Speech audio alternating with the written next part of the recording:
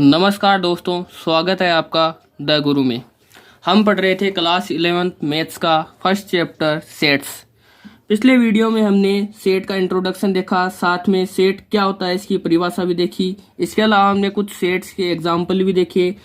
साथ ही मैथ्स में काम में आने वाले कुछ समुच्चयों के प्रतीक चिन्ह भी हमने पिछले वीडियो में डिस्कस किए थे। बाद में हमने समुच्चयों का निरूपण देखा था। समुच्चय को निरूपित करने की दो विधियां, रोस्टर सारणीबद्ध रूप या फिर समुच्चय निर्माण रूप देखा। इसके अलावा इन पर हमने कुछ एग्जाम्पल भी पिछले वीडियो में देखे थे। तो चलिए शुरू करते हैं एक्सरसाइज 1.1 से। एक्सरसाइज 1.1 का पहला क्वेश्चन करते हैं। दिया है कि निम्नलिखित में से कौन से समुच्चय हैं। अपने उत्तर का औचित्य भी बताइए, अपने उत्तर का रीजन भी दीजिए, कारण भी दीजिए। तो सबसे पहला दिया हुआ है कि जे से प्रारंभ होने वाले वर्ष के सभी महीनों का संग्रह हमें बताना है। तो हम जानते हैं कि वर्ष में 12 महीने होते हैं, जिनमें से जे से शुरू होने वाले महीने कौन कौन से हैं। एक तो जाएगा जनवरी, जून व जुलाई। हम जानते हैं यही 3 महीने हैं जो जे से स्टार्ट होते हैं। तो ये फिक्स है। क्या ये महीने परिभाषित है, क्या ये निश्चित है, यही होने हैं। अलग अलग व्यक्ति भी इनका समुच्चय बनाना चाहिए, इनका संग्रह बनाना चाहिए, तो यही आना है। तो ये परिभाषित है, इसलिए ये क्या है, समुच्चय है। आगे दिया हुआ कि भारत के 10 सबसे प्रतिभाशाली लेखकों का संग्रह बनाना है। तो यहाँ पर क्वेश्चन में 10 लेखकों का संग्रह पूछा है। तो ये लेखकों का संग्रह, राइटर्स का संग्रह परिभाषित नहीं किया जा सकता। अलग अलग व्यक्तियों के लिए प्रतिभाशाली लेखक अलग अलग हो सकते हैं, या ये भी देख सकते हैं इसमें किसी विशेष लैंग्वेज का भी जिक्र नहीं किया गया है, विशेष लैंग्वेज का भी नहीं पूछा गया है कि इस लैंग्वेज के आप प्रतिभाशाली लेखक बनाओ। तो ये क्या है, परिभाषित नहीं है। परिभाषित नहीं है तो ये समुच्चय नहीं है। आगे दिया गया है कि विश्व के सर्वश्रेष्ठ 11 बल्लेबाजों का संग्रह बनाओ। तो ये भी हम परिभाषित नहीं कर सकते। अलग अलग व्यक्तियों की पसंद अलग अलग हो सकती है। कोई किसको बढ़िया बल्लेबाज मानता है, कोई किसको। साथ में ये फॉर्मेट भी नहीं बताया कि T20 का पूछा है, टेस्ट का, वनडे का। तो ये भी क्या है, संग्रह परिभाषित नहीं है, तो ये भी समुच्चय नहीं है। अगला क्वेश्चन है, आपकी कक्षा के सभी बालकों का संग्रह ज्ञात करना है। तो हम जानते हैं हमारी कक्षा में जितने भी बालक है वो निश्चित है, परिभाषित है, सबको पता होता है। तो ये संग्रह क्या परिभाषित है, तो इसलिए ये समुच्चय है। आगे दिया 100 से कम सभी प्राकृत संख्याओं का संग्रह पूछा है। तो हम जानते हैं प्राकृत संख्या 1 से स्टार्ट होती है, 1 2 3 यहाँ से लेकर 100 तक। ये क्या संग्रह परिभाषित है, हम निकाल सकते हैं इसको। तो ये क्या हो गया, समुच्चय होगा। अगला दिया लेखक प्रेमचंद द्वारा लिखित उपन्यासों का संग्रह। अब लेखक प्रेमचंद द्वारा कौन कौन से उपन्यास लिखे गए हैं उनका हम संग्रह बना सकते हैं। जैसे कि एग्जाम्पल के लिए देखें तो गबन हो गया, गोदान हो गया आदि, ये उपन्यास हैं। कुछ और भी हैं, इनका हम संग्रह बना सकते हैं। तो ये संग्रह परिभाषित है, इसलिए ये समुच्चय है। आगे सभी समपूर्णांकों का संग्रह। हम जानते हैं पूर्णांक कौन कौन से होते हैं, पूर्णांक यही होते हैं 0 1 2 3 एंड सो ऑन, इधर -1 -2 एंड सो ऑन। तो इसमें क्या पूछा है, सभी समपूर्णांकों का समुच्चय। तो ये समुच्चय हम बना सकते हैं। -6 -4 2 4 6, ये सभी समपूर्णांक है, तो इसका संग्रह बनाया जा सकता है। ये संग्रह परिभाषित है, तो ये समुच्चय है। अब अगला क्वेश्चन पूछा है कि इस अध्याय में आने वाले प्रश्नों का संग्रह। तो इस अध्याय में आने वाले प्रश्नों का संग्रह ये भी परिभाषित है, निश्चित ही है। ये क्वेश्चन कौन कौन से हैं हम बता सकते हैं, इसलिए ये भी समुच्चय है। अब अगला पूछा है विश्व के सबसे अधिक खतरनाक जानवरों का संग्रह। तो ये परिभाषित नहीं है, हमें बता नहीं सकते विश्व के सबसे अधिक खतरनाक जानवर कौन से हैं। अलग अलग व्यक्तियों के लिए कोई अलग अलग खतरनाक जानवर हो सकते हैं, इसलिए ये संग्रह परिभाषित नहीं है, अतः ये समुच्चय नहीं है। अगला क्वेश्चन दिया हुआ है, मान लीजिए कोई समुच्चय A बराबर 1 2 3 4 5 6, तो रिक्त स्थानों में उपयुक्त चिन्ह बिलोंग्स टू अथवा डज नॉट बिलोंग्स टू भरिए। मतलब कौन सा अवयव इस समुच्चय से बिलोंग करता है, मतलब उपस्थित है, और कौन सा नहीं है, उस हिसाब से हमें चिन्ह बनना है। पहला दिया हुआ 5 इसमें बिलोंग्स करता है क्या, 5 समुच्चय में विद्यमान है, इसलिए यहाँ पर बढ़ेंगे हम बिलोंग्स टू। अगला दिया हुआ 8 समुच्चय में नहीं है, तो यहाँ पर बढ़ेंगे डज नॉट बिलोंग्स टू। 0 है क्या, नहीं है, तो डज नॉट बिलोंग्स टू। 4 है तो इसको बढ़ेंगे बिलोंग्स टू। 2 है तो बढ़ेंगे बिलोंग्स टू। 10 है, नहीं है, तो डज नॉट बिलोंग्स टू। अगला क्वेश्चन देखते हैं, क्वेश्चन नंबर 3। निम्नलिखित समुच्चय को रोस्टर रूप में लिखिए। देखो अगला तो क्वेश्चन दिया हुआ है, समुच्चय A बराबर अक्ष सच दैट अक्ष एक पूर्णांक है और x is greater then -3 and less then 7। पूर्णांक कौन से होते हैं हमने पहले डिस्कस किया था, 0 1 2 3 एंड सो ऑन, इसी तरह -1 -2 -3 एंड सो ऑन।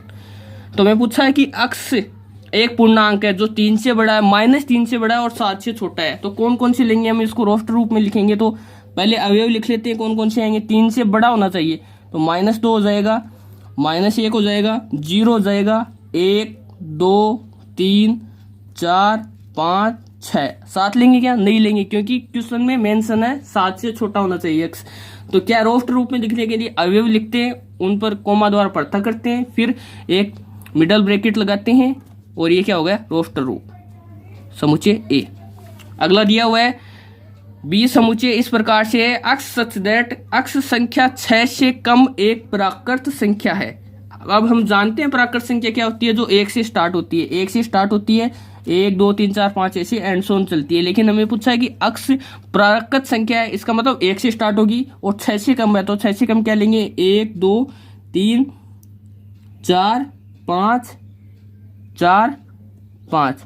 ये क्या x 6 से कम एक प्राकृत संख्या आ गई क्या, तो ये हो गया इसका रोस्टर रूप, इसको समुच्चय बी नाम दे देते हैं। आगे दिया हुआ है सी समुच्चय सी, x सच दैट x 2 अंकों की ऐसी प्राकृत संख्या है जिसके अंकों का योग कितना है, 8 है। 2 अंकों की संख्या होनी चाहिए और अंकों का योग कितना होना चाहिए, 8। सबसे पहला 8 ले सकते हैं, आप बोलोगे ये ले लो 0 8, तो ये तो एक अंकों की संख्या ही हुई। तो सबसे पहले क्या आएगा, 17, 1 और 7 अंकों का योग 8 है। आगे देखना चाहिए तो क्या जाएगा, 26, 2 अंकों की संख्या लेनी है, 2 और 6 26 8 है, इसका भी अंकों का योग। फिर एक 35 हो जाएगा, एक 44, एक 53, एक 62, एक हो जाएगा 71, एक हो जाएगा 80। ये 2 अंकों की संख्या आ गई और ये सब प्राकृत संख्या है और इनके अंकों का योग क्या है, 8 है। रोस्टर रूप में बनाने के लिए इसको मिडल ब्रैकेट में बंद कर देते हैं, ये हो गया इसका रोस्टर रूप, ये हो गया समुच्चय सी। आगे दिया हुआ है समुच्चय डी इस प्रकार है, x सच दैट x एक अभाज्य संख्या है जो संख्या 60 की भाजक है। अब 60 से भाजक संख्या लिख लेते हैं हम एक बार, क्या क्या हो जाएंगी, 2 हो जाएगी, 3 हो जाएगी, 4 हो जाएगी, 5 हो गई, 6 हो गई, 10 हो गई, 12 हो गई, 15 हो गई, 20 हो गई, 30 हो गई और 60 हो गई। ये तो हम देख सकते हैं 60 से भाजक संख्याएं हैं, 60 की भाजक संख्याएं हैं। लेकिन साथ में एक कंडीशन और दी गई कि अभाज्य संख्याएं होनी चाहिए। तो इनमें अभाज्य संख्याएं कौन कौन सी हो जाएंगी, 2 हो गई अभाज्य संख्या, 3 है क्या, 3 है, 4 नहीं है, 4 भाज्य संख्या है, साथ में 5 है। इसके अलावा आप देख सकते हैं बाकी सारी भाज्य संख्याएं हैं, अभाज्य संख्याएं केवल ये 3 ही है। तो ये रोस्टर रूप हो गया इसका डी समुच्चय का।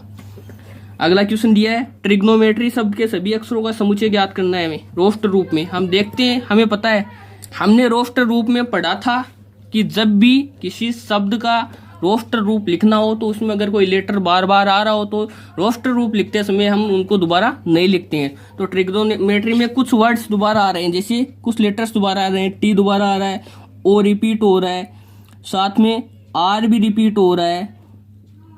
ये लेटर्स दोबारा रिपीट हो रहे हैं तो हम इनको नहीं लिखेंगे। तो इसका रोस्टर रूप क्या हो जाएगा, ई बराबर T R I G O N M E Y, ये हो गया इसका रोस्टर रूप। आगे दिया हुआ है बेटर शब्द के सभी अक्षरों का समुच्चय, इसमें भी टी डबल आ रहा है और ई डबल आ रहा है तो इनको दोबारा नहीं लिखेंगे। तो रोस्टर रूप हम इसका लिख देंगे एफ बराबर बी ई टी आर, ये हो गया इसका रोस्टर रूप। अगला क्वेश्चन देख सकते हैं हम, क्वेश्चन नंबर 4, निम्नलिखित समुच्चय को समुच्चय निर्माण रूप में व्यक्त करना है। ये अभी रोस्टर रूप में दिया हुआ है, हमें इसको समुच्चय निर्माण रूप में व्यक्त करना है। चलिए देखते हैं। पहला समुच्चय दिया हुआ है 3 6 9 12।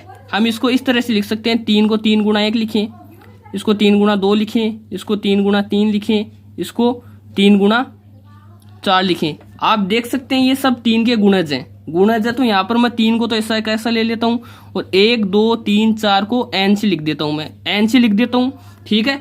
इसको लिख देता हूँ मैं x बराबर x सच दैट x बराबर 3n, और n यहाँ पर क्या क्या है, n का मान 1 हो सकता है, 2 हो सकता है, 3 हो सकता है, 4 हो सकता है। तो यहाँ पर मान रखेंगे तो x बोल सकते हैं x greater than equal to लिख सकते हैं n greater than equal to 1 and less than equal to 4।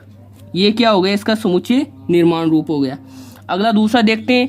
अगला समुच्चय दिया है 2, 4, 8, 16, 32। तो यहाँ पर मैं इसको लिख सकता हूँ 2 की घात 1, 2 की घात 2, 2 की घात 3, 2 की घात 4, 2 की घात 5। आप देख सकते हैं यहाँ पर।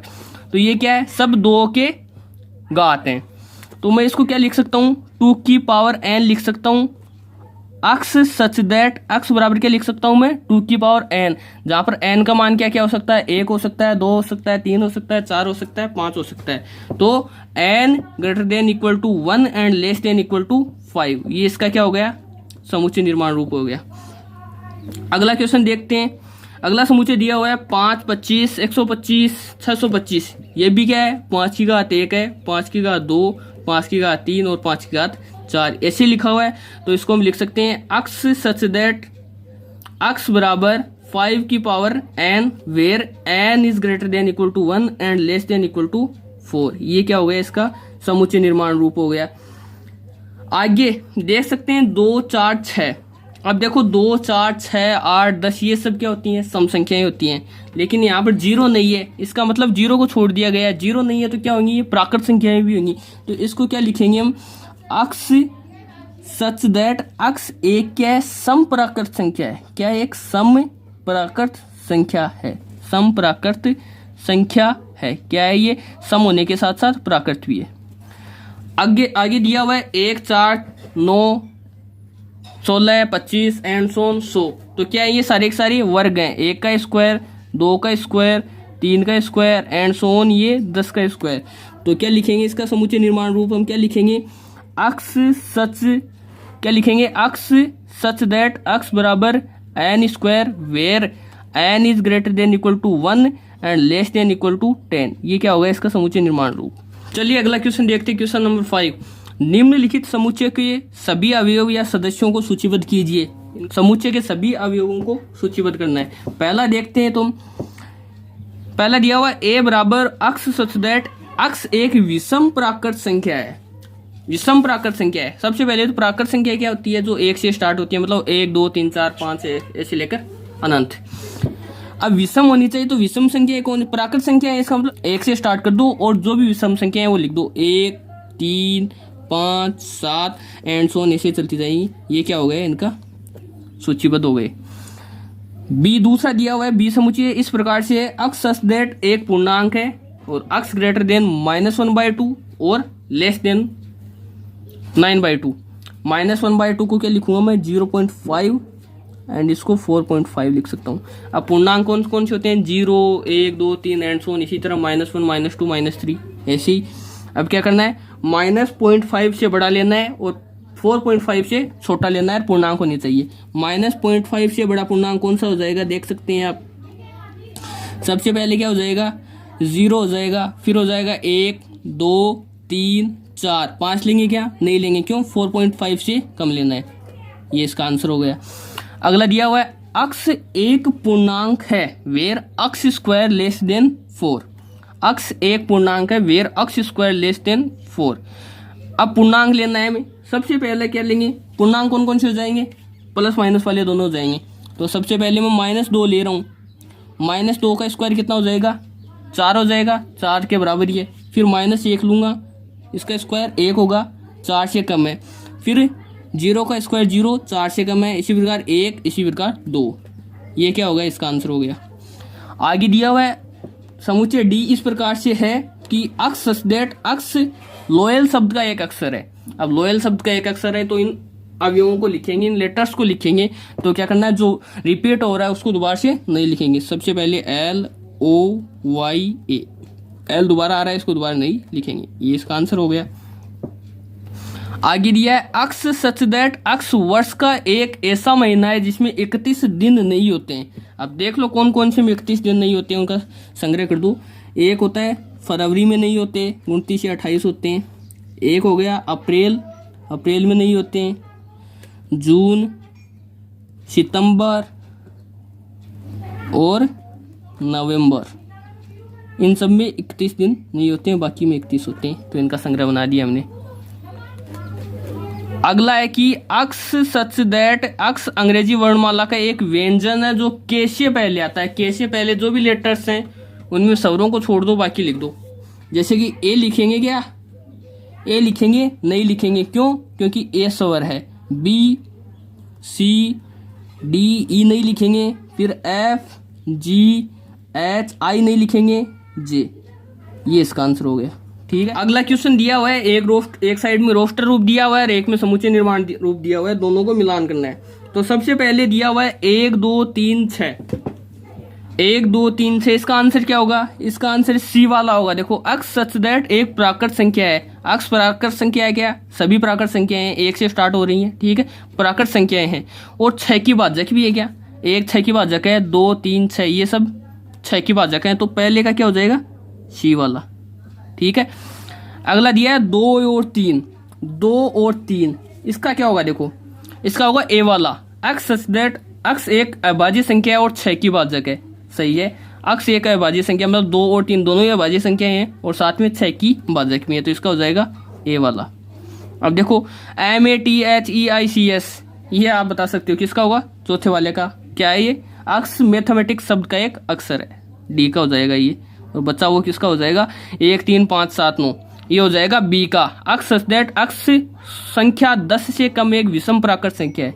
10 से कम है, विषम है और प्राकृत संख्या 1 से स्टार्ट हो रही है, प्राकृत संख्या है। और हम जानते हैं 1 3 5 7 9 ये सारी की सारी क्या होती है? प्राकृत विषम संख्याएं होती हैं। चलिए, समझ में आया आपको? अगले वीडियो में फिर से मिलेंगे, तब तक के लिए पढ़ते रहिए। धन्यवाद।